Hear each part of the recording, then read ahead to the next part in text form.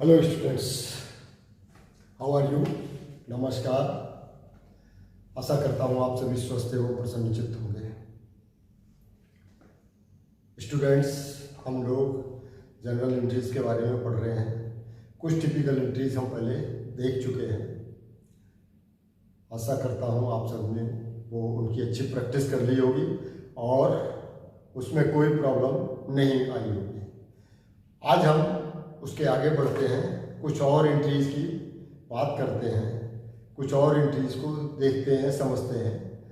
तो आज मैं समझता हूँ कि ये स्पेशल एंट्रीज जो है ना वो ख़त्म हो जाएंगी, समाप्त हो जाएंगी और फिर हम आगे बढ़ेंगे। इसमें आपको कोई भी दिक्कत आ रही है तो आप हमें बेझिझक, without any hesitation, you can contact me. Okay, ज़्यादा समय नहीं बर्बाद करते हुए आगे बढ़ते हैं और अपने विषय पर फोकस करते हैं। आज का हमारा जो मेन है वो हम पढ़ेंगे सम टिपिकल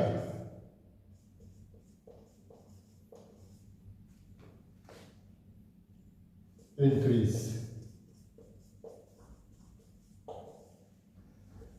टिपिकल वर्ड हमने इसलिए यूज किया विद्यार्थियों कि ये कुछ ऐसी एंट्रीज हैं जिनका कोई ट्रांजैक्शन नहीं होता है, जिनके बारे में हम इसलिए सोचते हैं कि हमारी बुक से जो भी इंफॉर्मेशन आए वो सटीक है, ट्रू है कि हमारा व्यापार कैसा चल रहा है, हमारे व्यापार में लाभ हो rहा है या हानि हो रही है। तो इनको हम एडजस्टमेंट एंट्रीज भी कहते हैं।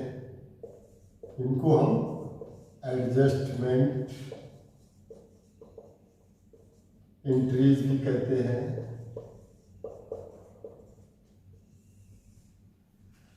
इसको हिंदी में कह रहे हैं विचित्र, और इसको कहते हैं समायोजन, संबंधी प्रविष्टियां।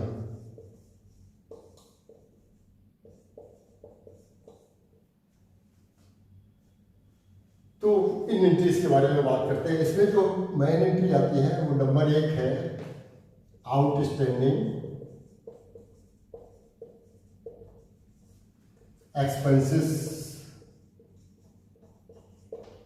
इसको हिंदी में बोलेंगे अदत्त व्यय, अदत्त व्यय की प्रविष्टियां। नंबर 2 आता है प्रीपेड एक्सपेंसेस। आप अपनी कॉपी पेंसिल लेके उस पर अपना लिखते भी रहना, जिससे कि आपको बाद में पूर्वदत्त व्यय की प्रविष्टियां। नंबर 3 आता है एक्रूड इनकम।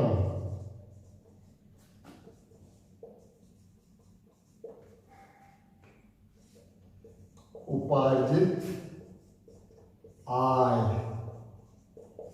मैं हिंदी में भी बोलता हूँ, इंग्लिश में भी बोलता हूँ, जिससे आप बिल्कुल क्लियर हो जाए कि क्या बात बोली जा रही है। नंबर 4 है अनअर्न्ड।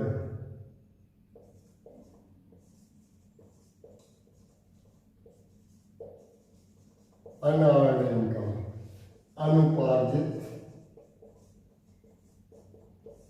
आय। और नंबर 5 हम बात करेंगे डेप्रिसिएशन।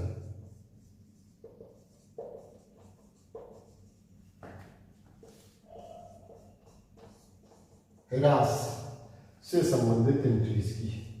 और 1 बाय 1 एक एक आपको समझाते हैं कि इसमें क्या इसका मतलब है और इनसे संबंधित एंट्रीज कैसे कैसे होती हैं। तो आज हम सबसे पहले डिस्कस करेंगे आउटस्टैंडिंग एंट्रीज के बारे में। आउटस्टैंडिंग एंट्रीज, जैसा कि आपको इसके अदत्त भाषा से समझ में आ रहा होगा। अदत्त मतलब होता है जो दिया नहीं गया है। अदत्त का क्या मतलब है? जो दिया नहीं गया है। ऐसे खर्चे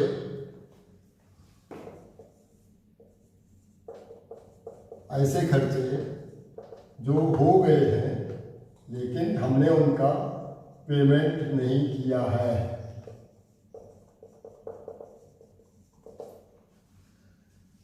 ऐसे खर्चे जो हम पेमेंट जो हो चुके हैं खर्चे, लेकिन हमने उसका पेमेंट नहीं किया है। वेजेस है, हमने काम करवा लिया है, लेकिन जो हमें मजदूरी 31 तारीख को देनी चाहिए थी, जब हमारे अकाउंट्स क्लोज हो रहे हैं, जब हम अपने अकाउंट्स को बंद कर रहे हैं, बैलेंस शीट बनाने की तैयारी में हैं, तो हमने वो खर्चे किए नहीं, हमने वो पैसा दिया नहीं बैंक से या कैश में से, तो उनका हमें प्रोविज़न करना पड़ेगा, उनको हमें अकाउंट में लाना पड़ेगा। क्यों लाना पड़ेगा? क्योंकि अगर हम नहीं लाते हैं तो हमारा प्रॉफिट ज़्यादा हो जाएगा, जो कि हमारे आगे के लिए नुकसानदायक है। क्यों आगे के लिए नुकसानदायक है? इसलिए नुकसानदायक है कि आगे जब हम उसका खर्चा दूसरे साल में करेंगे तो हमारी हानि हो जाएगी, हमारा लाभ कम हो जाएगा, दूसरे साल इस साल में ज़्यादा हो जाएगा, अगली साल में कम हो जाएगा। तो हमारा सोचना ये है कि हमारा लाभ जितना है इंटैक्ट रहे, इस साल में जितना हो रहा है वो भी हमें मिले, अगले साल में जो वो भी मिले। तो इसके लिए हम प्रोविज़न करते हैं, ये एंट्रियाँ करते हैं, समायोजन। तो इसमें क्या है, जैसे कि अब एक उदाहरण से मैं आपको समझाता हूँ। हमने वेजेस, हमारी वेजेस ड्यू हो गई है 30,000 रुपये। 30,000 रुपये वेजेस हमें देनी थी लेबर को, और हमने पेड किया है मात्र 25,000 रुपये। पेड किया है 25,000 रुपये एज ऑन 31/3/2023 को। 31/3/2023 को हमें देनी थी मजदूरी इतनी, बट दी है हमने इतनी। 5,000 रुपये हमारा ड्यू है, देना है। ये हमारी लायबिलिटी है, ये हमारी क्या है, लायबिलिटी है, हमें देना है। तो हमें इसको अपने अकाउंट्स में दिखाना पड़ेगा। बगैर दिखाए अगर नहीं दिखाते हैं इसको तो हमारा प्रॉफिट एक्सीड कर जाएगा, प्रॉफिट प्लस हो जाएगा, और जब प्रॉफिट प्लस हो जाएगा तो वो हमारी बैलेंस शीट ठीक नहीं मानी जाएगी, फर्जी मानी जाएगी कि आपने ये एडजस्टमेंट किया नहीं, जो आपका इस साल का खर्चा था वो आपने खर्चा दिखाया नहीं, उसको अगले साल में ले गए, तो ये प्रॉफिट हमारा असली प्रॉफिट नहीं होगा। तो अब एंट्री इसकी क्या करेंगे हमने अब इसमें 3 तरीके से समझेंगे, तीनों तरीके से मैं समझता हूँ कि अगर हमने इसकी एंट्री, अगर हमने वेजेस दे दी होती तो क्या एंट्री करेंगे, अगर हम एंट्री नहीं दिए तो क्या करेंगे, फिर उस एंट्री को रिवर्स करना होता है, उस एंट्री को ख़त्म करना होता है अगले साल में जब हम पेमेंट करेंगे तब। तो वो तीनों एंट्री मैं समझाता हूँ। सबसे पहली आती है, अगर हमने ये वेजेस दे दी होती तो हम क्या करते, wages account debit to cash account या बैंक अकाउंट।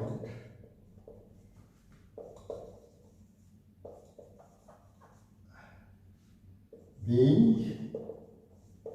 wages paid। विद्यार्थियों हमने ये एंट्री की होती, अगर हम इसका पेमेंट करते तो ये एंट्री हमारी बुक्स में आ जाती।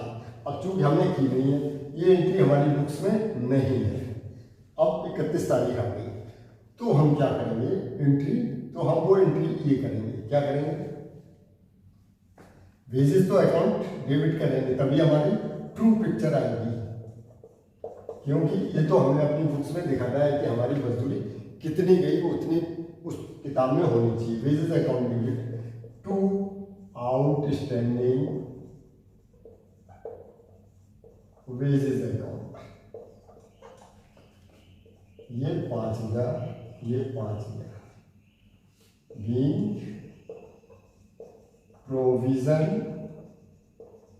Made for wages. हमने वेज पेमेंट करने के लिए प्रोविजन कर दिया। अब मैं ये एंट्री बताता हूँ आपको कैसे कैसे की गई, क्यों क्रेडिट किया गया, क्यों डेबिट किया गया। आपको पता है वेजेस अकाउंट ये नॉमिनल अकाउंट है, नॉमिनल अकाउंट है, और नॉमिनल अकाउंट में एक्सपेंडिचर अगर है तो उसको डेबिट करते हैं, और वेजेस हमारा एक्सपेंडिचर है, इसलिए हमने इसको डेबिट किया है। सारे आउटस्टैंडिंग हो, प्रीपेड हो, एक्रूड इनकम हो या अनअर्न्ड इनकम हो, इनको सबको हम पर्सनल अकाउंट मानते हैं। इनको क्या मानते हैं? इनको पर्सनल अकाउंट में कैटेगराइज करते हैं। ये यहाँ तो था ये नॉमिनल अकाउंट, लेकिन जब ये आउटस्टैंडिंग वेजेस हो गया या प्रीपेड वेजेस हो गया तो ये हो गया पर्सनल अकाउंट। पर्सनल अकाउंट का नियम क्या है? Debit the receiver, credit the giver. अब ये यहाँ गिवर क्यों है?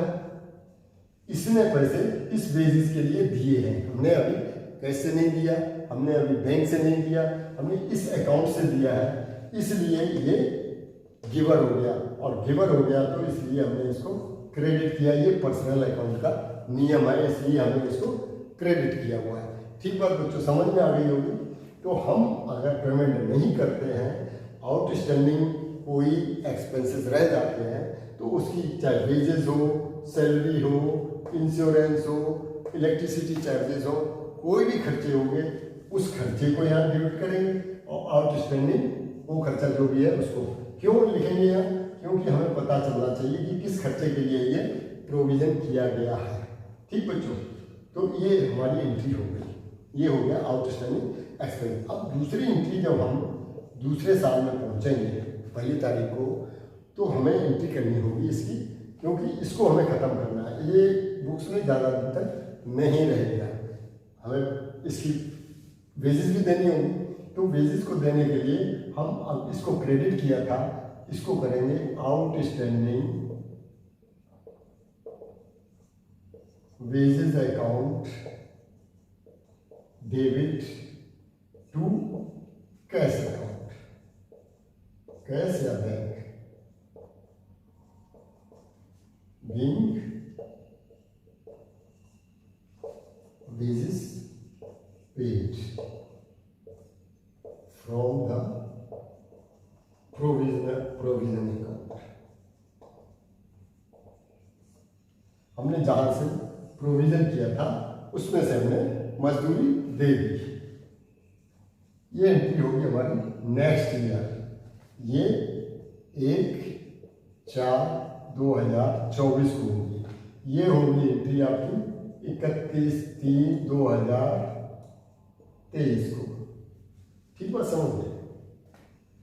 ये एंट्री जब हम मार्च में ये क्लोज करेंगे तब होगी, और ये 1/4/2023 को भी होगी, 1/4/2023 को नेक्स्ट ईयर।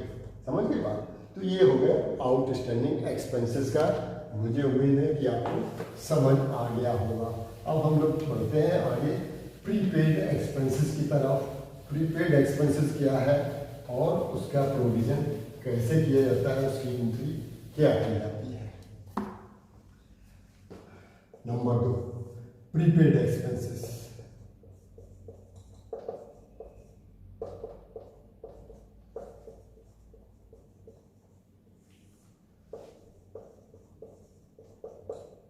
पूर्वदत्त व्यय। पूर्वदत्त व्यय बच्चों समझ गए होंगे। पूर्वदत्त क्या? पूर्व जो हमने पहले कर दिया, हमारा खर्चा ड्यू नहीं हुआ लेकिन हमने उसको दे दिया, एडवांस में दे दिया। खर्चा हमारा हुआ नहीं लेकिन हमने उसको एडवांस में दे दिया। कुछ खर्चे ऐसे होते हैं जो हम एडवांस में कर देते हैं, तो ये उसके लिए ठीक है। अब वो हमारे लिए इनकम होगी क्योंकि हमने पहले ही दे दिया है, अपने पास से पैसे दे दिए जबकि खर्चा हुआ नहीं था, तो ये हमारे लिए इनकम हो जाती है। अब इसका मैं एक उदाहरण बताता हूँ। हमारी LIC की इंस्टॉलमेंट जाती है एनुअल। बच्चों कैसे जाती है? एनुअल। और इसका ये रुपया है मान लो 30,000 रुपये एनुअल जाती है, और ड्यू डेट इसकी है 30/9/2022। 30/9/2022 की डेट है। 30/9/2022 को हमने ये पेमेंट कर दिया 30,000 रुपये। ये पेमेंट कब तक के लिए, पीरियड इसका कब है 1/10/2022 से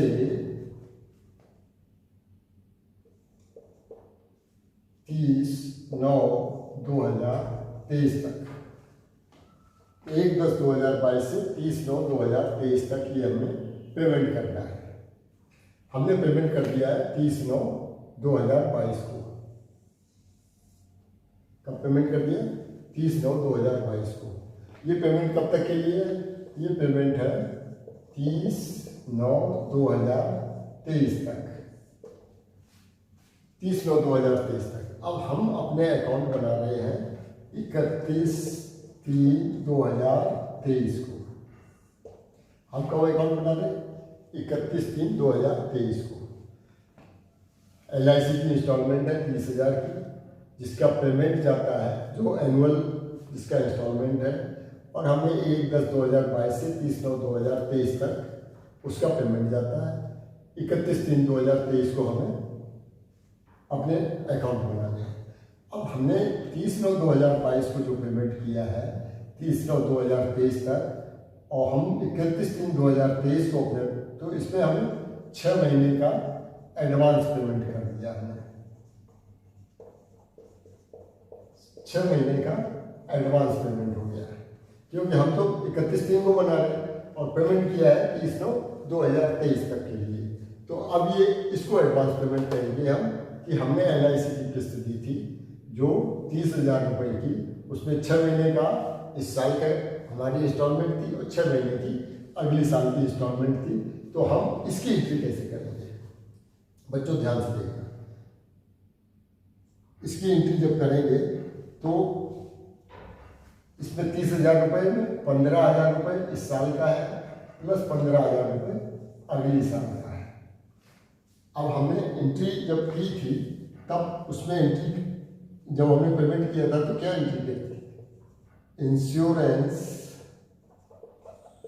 एक्सपेंडिचर अकाउंट डेबिट किया था, और टू कैश या बैंक अकाउंट ये हमने क्रेडिट किया था। इसमें नरेशन कुछ भी लिख लीजिए, मैं ज़्यादा डिटेल में नहीं, में नरेशन तो लिख ही जाता है। इंश्योरेंस एक्सपेंडिचर अकाउंट डेबिट किया, टू कैश या बैंक अकाउंट को क्रेडिट कर दिया, ये हमने। अब हम जब हम अपने खाते बना रहे हैं तो हमें एंट्री करनी पड़ेगी prepaid insurance expenses account debit to insurance expenditure account, और ये एंट्री होगी आपकी 15,000 रुपये की, क्योंकि 15,000 रुपये हमने इस साल का दिया और 15,000 रुपये का अगली साल का दिया। इसमें वो prepaid insurance expenditure account debit to insurance expenditure, ये जो हमने ज़्यादा खर्चा यहाँ पर ले लिया था, यहाँ पर जो ज़्यादा खर्चा ले लिया था, अधिक ले लिया था हमने, उसको हमने यहाँ क्रेडिट कर दिया, जिससे कि हमारे अकाउंट्स में उसका कोई फर्क ना पड़े, जिससे कि हमारे अकाउंट्स में इसका प्रॉफिट एंड लॉस में कोई फर्क ना पड़े। अगर हम इसको एज इट इज ही रहने देते हैं तो ये हमारा एक्सपेंडिचर ज़्यादा हो रहा है, और जिससे हमारा प्रॉफिट कम हो जाएगा, प्रॉफिट कम हो जाएगा, जो कि हमारे बुक्स के लिए ये भी ठीक नहीं है। तो ये हमने prepaid insurance expenditure account debit कर दिया, इंश्योरेंस एक्सपेंस अकाउंट क्रेडिट कर दिया। अगेन हम जब नया साल शुरू होगा तो हम इसको ख़त्म करेंगे और फिर वही एंट्री कर देंगे to insurance expenditure account debit to, नहीं सॉरी, तो यहाँ आता नहीं ना डेबिट में, to prepaid expenses, prepaid insurance expenditure account. Prepaid insurance expenditure जो यार डेबिट किया था उसको हमने क्रेडिट कर दिया। ये एंट्री इस एंट्री से कट हो जाएगी और हमारी एंट्रीज खत्म हो जाएंगी। इंश्योरेंस में हमें 30,000 देना था, यहाँ पे तो 30,000 किया था, यहाँ पे क्या किया था 30,000, इसको हमने 15,000 वापस कर लिया था, तो यहाँ 15,000 ही रह गया। ठीक बात है, 15,000 हमने क्रेडिट कर दिया, 15,000 रह गया। अगेन ये इस पीरियड का था तो हमने फिर डेबिट कर दिया 15,000। अब इस साल में भी 15,000 मेरे आ गए और इस साल में भी 15,000 आ गए। तो अब हमारी अकाउंट्स की ट्रू पिक्चर हो गई, ये प्रीपेड अकाउंट का ये बात हुई। चलो विद्यार्थियों, अभी हम आगे बढ़ते हैं और तीसरी बात डिस्कस करते हैं जिसको कहते हैं एक्रूड इनकम।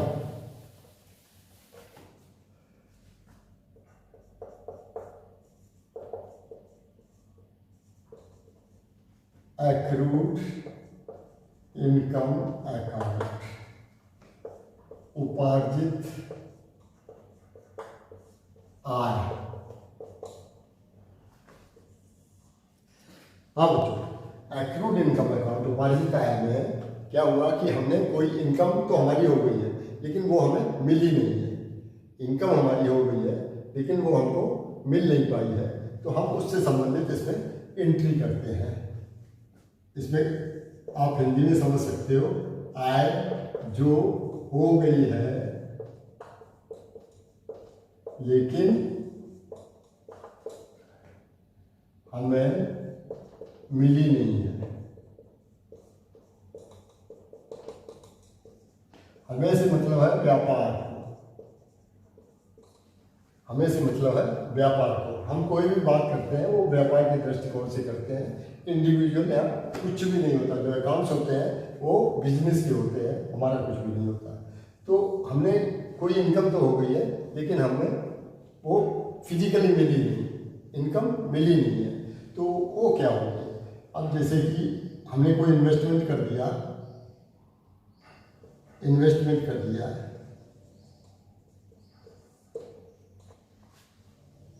और इस इन्वेस्टमेंट में जो इनकम है, इन्वेस्टमेंट क्या हो सकता है, बॉन्ड में कर दिया, म्यूचुअल फंड में कर दिया, एफडीआर कर दी, है ना, और कहीं इन्वेस्ट कर दिया।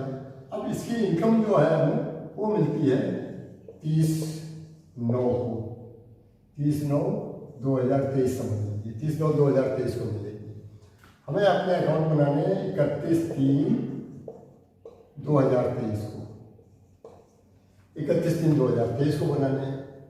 अब 30/9/2023 को हमारी ये, और हमने इन्वेस्टमेंट कब किया, इन्वेस्टमेंट मान लो किया हमने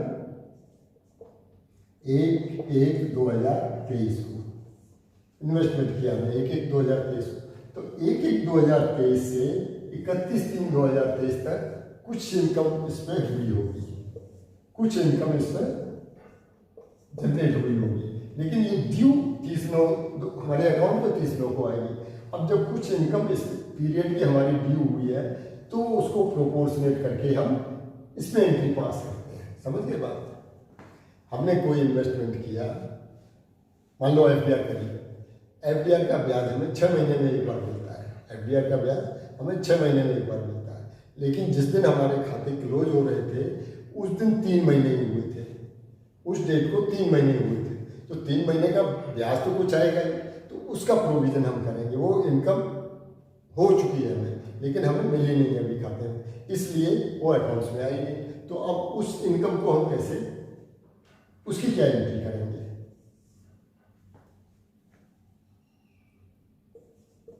accrued income account debit to income account.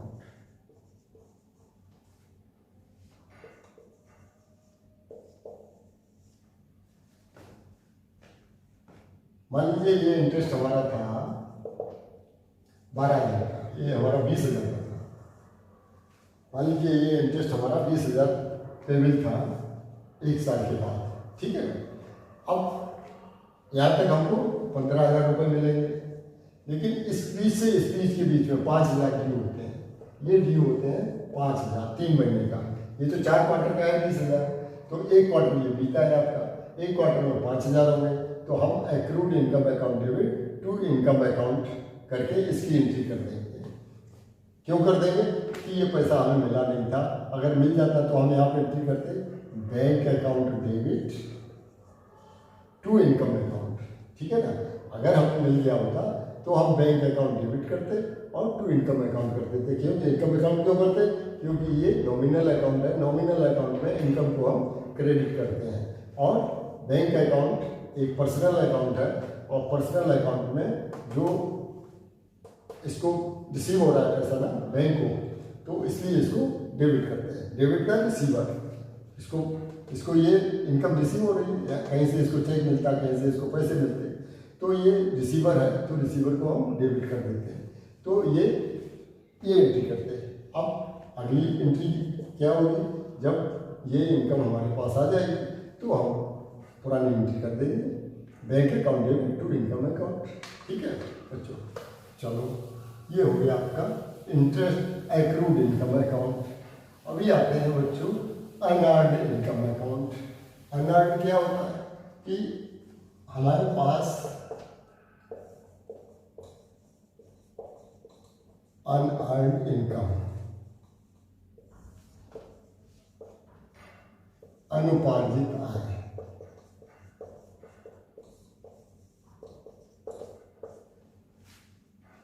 जो इनकम हमें पैदा नहीं हुई, जो हमें हुई नहीं और हमको एडवांस में मिल गई, एडवांस पेमेंट कर दिया गया हमें, एडवांस पेमेंट मिल गया, हमको एडवांस पेमेंट मिल गया। मान लो हमने एक गोदाम किराए पे दिया है और उसका साल का किराया है 3 लाख रुपए, 3 लाख रुपए पर एनम 3 लाख रुपए किराया। पार्टी ने हमें क्या किया, 3.5 लाख रुपए हमारे खाते में जमा कर दिए। कितने जमा कर दिए? 3.5 लाख रुपए। अब 3 लाख रुपए जो किराया ही था, 3.5 लाख रुपए हमें मिल गए, अब हमारी इनकम ज़्यादा हो जाएगी, हमारा प्रॉफिट बढ़ जाएगा इस 50,000 रुपये से। लेकिन ऐसा नहीं होना चाहिए। तो नहीं होना चाहिए तो क्या करेंगे, हम इसको डेबिट कर देंगे। क्या डेबिट करेंगे? सबसे पहले तो ये जो मिलेगा, अगर हमें मिल गया तो हम क्या करते हैं, तो कैश अकाउंट, कैश या bank account debit to rent account. ये हमें रेंट मिल गया तो हमने ये एंट्री कर दी। अब हमें एडवांस में मिल गया है तो हम क्या करेंगे, इस रेंट में हम 3 लाख की जगह 3,50,000 मिले तो हम रेंट अकाउंट को डेबिट करेंगे। ये हमारा खर्चा है to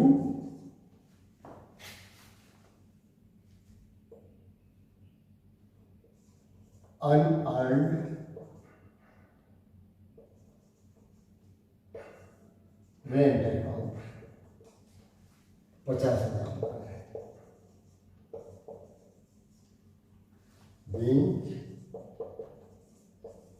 rent receipt in advance.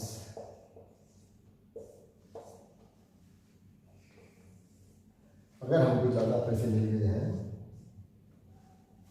तो हम इसको जितने हमें ज़्यादा मिले हैं उसको हम रिकवरी कर लेंगे और इससे रेंट अकाउंट डेबिट कर देंगे, अनअर्न्ड अकाउंट को क्रेडिट कर देंगे और इसको नेक्स्ट ईयर जाके उन्हें हम क्या करेंगे, इसको फिर डेबिट करेंगे और इसको क्रेडिट कर देंगे और वो कैश अकाउंट को डेबिट कर देंगे और ये एंट्री खत्म हो जाएगा। समझ गए ना बात?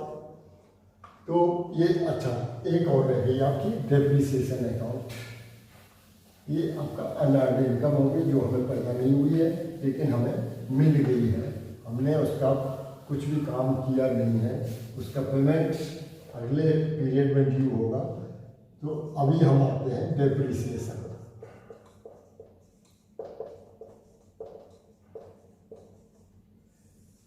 ह्रास। डेप्रिसिएशन क्या होता है? जो हमारी संपत्तियां हैं, जो हमारी फिक्स्ड एसेट्स हैं, वो निरंतर उनमें कुछ काम चलता रहता है तो उनमें घिसावट होती है। मशीनरी है, फर्नीचर है, टूट फूट होती है, घिसावट होती है, उनको हमें एक टाइम के बाद बदलना होता है, तो उसको हम डेप्रिसिएशन कहते हैं। उसको उसमें ह्रास हो रहा है, उसमें घिसावट हो रही है, तो उसको हम डेप्रिसिएशन कहते हैं। तो अगर हम उसकी कोई एंट्री नहीं डालेंगे तो हमने जो उसको यूज़ किया है उस इनकम को पैदा करने के लिए, तो अगर हम एंट्री नहीं डालेंगे तो इसका मतलब है कि हम उसका यूज जो है ना वो गलत तरीके से किया हुआ है और उसकी पैसे नहीं लगाए हैं। तो हर चीज़ को तो पैसे में नापना है। अब एक टाइम आएगा जब ये पूरी तरीके से बसीदी हमारी ख़त्म हो जाएगी, उस टाइम हमें नहीं लेनी पड़ेगी। अगर डेप्रिसिएशन लगाया होगा तो वो अमाउंट हमारा धीरे धीरे इकट्ठा होता रहेगा और हम दूसरी ले सकते हैं। तो इसी को ध्यान में रखते हुए ये डेप्रिसिएशन एक बनाया गया है कि एक साथ एक मुश्त बहुत सारा खर्चा हमारे पास ना आ जाए और हम उसका प्रोविज़न करते हुए चलें। तो इसमें बच्चों एंट्री करते हैं depreciation account debit to asset account. Asset कोई भी हो सकती है, मशीनरी हो सकती है, फर्नीचर हो सकता है ना, आपकी बिल्डिंग हो सकती है, कोई भी एसेट हो सकती है, उस पर हम ये डेप्रिसिएशन लगाएंगे। अब डेप्रिसिएशन लगाएंगे कैसे, ये हमारा एक अलग चैप्टर है, उसमें हम इसको विस्तार से पढ़ेंगे। जब हम डेप्रिसिएशन के चैप्टर पढ़ेंगे तब हम इसको विस्तार से पढ़ेंगे। अभी केवल आप एंट्री के बारे में जान लीजिए कि हमको ये एक प्रोविज़न करना पड़ेगा और जितने का प्रोविज़न मान लो 10,000 का हुआ तो 10,000 लिख दिया और यहाँ 10,000 लिख दिया। अब ये 10,000 आएगा कैसे, ये हम जब चैप्टर पढ़ेंगे तब हम बताएंगे कि डेप्रिसिएशन किस तरीके से कैलकुलेट किया जाता है।